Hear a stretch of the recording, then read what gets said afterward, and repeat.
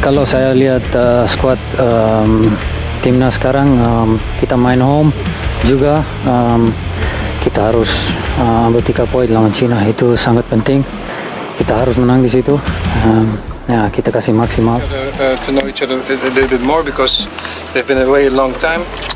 Just to give the feeling back that we're going to do something important here in Indonesia. Artinya tim ini memang dibentuk sejak era Sintayong sampai sekarang itu bermain secara counter press, ya, secara bertahan. Nah, masalahnya China nanti apakah mereka mau keluar menyerang, meninggalkan area mereka untuk kita manfaatkan. Nah, di sinilah nanti adu taktik akan diadu, ya, terutama antara Patrick Kluivert, Junto, Alex Pastoor dengan Branko Ivankovic. Yang pertama kali ketemu China belum ada Joe Pelupessy, sehingga kita selalu kena counter. Nah, sekarang sudah ada pemain yang seperti Joe Pelupessy yang menjadi pemain pertama yang mematahkan serangan yang baik lawan, dan ini yang membuat Tom Haya akan lebih bebas ke depan. Timnas Indonesia siap hadapi Cina. Latihan mengejutkan jadi senjata rahasia Garuda.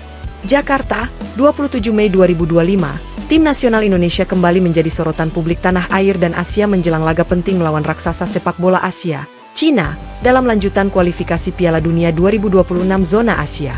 Pertandingan yang akan digelar di Stadion Utama Gelora Bung Karno pada 6 Juni mendatang diprediksi menjadi laga penuh gengsi dan tensi tinggi. Tak hanya karena sejarah panjang pertemuan kedua tim, tetapi juga karena persiapan luar biasa yang dilakukan skuad Garuda, termasuk sesi latihan yang mengejutkan para pengamat dan media. Pelatihan ekstraordiner dan atmosfer positif. Sejak kembali dari pemusatan latihan di Turki, Timnas Indonesia langsung tancap gas dengan jadwal latihan yang padat dan penuh variasi di lapangan ABC Senayan. Namun, satu sesi latihan pada Sabtu pagi pekan lalu berhasil mengejutkan banyak pihak. Pelatih kepala Shin Tae-yong menyusun sesi khusus yang belum pernah dilakukan sebelumnya, kombinasi simulasi pertandingan malam hari, latihan militer ringan, hingga penggunaan teknologi realitas virtual, VR, untuk analisis taktik. Sesi yang berlangsung selama lebih dari 3 jam ini dimulai dengan permainan simulasi tanpa jeda air minum, untuk mensimulasikan ketahanan fisik dalam kondisi ekstrim. Pemain juga dibawa ke kamp pelatihan militer di Cijantung untuk mengikuti pelatihan disiplin dan kekompakan bersama Kopassus. Ini bukan hanya soal sepak bola. Ini soal mentalitas, keberanian, dan kekompakan. Kita ingin para pemain bermain seperti prajurit, tidak gentar sedikit pun, ujar Shin Tae-yong dalam konferensi pers. Realitas virtual untuk menjinakkan raksasa. Inovasi lain yang menjadi sorotan adalah penggunaan headset VR dalam sesi analisis taktik. Para pemain dipasangi headset dan diperlihatkan simulasi permainan Cina dari sudut pandang lapangan. Teknologi ini memungkinkan mereka melihat pergerakan pemain lawan secara real-time dan merespons dengan strategi yang sudah disusun pelatih. Ini seperti kita sudah pernah melawan Cina sebelum bertanding, ungkap Asnawi Mangkualam, kapten tim, kepada wartawan. Kami tahu siapa yang harus dihadapi, kapan harus pressing, dan di mana titik lemahnya. Ini sesuatu yang belum pernah kami rasakan sebelumnya. Skuad penuh energi muda dan pengalaman. Timnas Indonesia saat ini dihuni oleh perpaduan pemain muda potensial dan pemain berpengalaman. Nama-nama seperti Marcelino Ferdinand, Rafael Struijk, dan Ivar Jenner menjadi tulang punggung generasi baru Garuda, sementara Pratama Arhan, Asnawi Mangkualam, dan Elkan Bagot membawa pengalaman bertanding di luar negeri. Shin Tae-yong bahkan memanggil 2 pemain naturalisasi baru yang mengejutkan publik, Kevin Dix dan Tom Hye. Kedua pemain berdarah Indonesia-Belanda ini langsung beradaptasi dengan gaya permainan cepat dan agresif ala Shin. Menurut kabar internal, mereka menunjukkan performa luar biasa dalam latihan dan hampir dipastikan akan menjadi starter melawan Cina. Analisis lawan, Cina tidak tak terkalahkan. Meski memiliki peringkat FIFA lebih tinggi dan rekor kemenangan lebih banyak atas Indonesia, tim Cina sedang dalam kondisi yang tak terlalu stabil.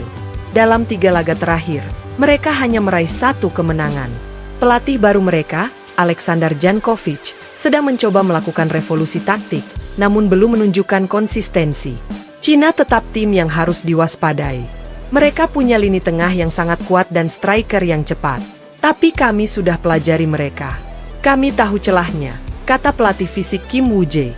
Dukungan penuh publik dan target lolos ke putaran selanjutnya.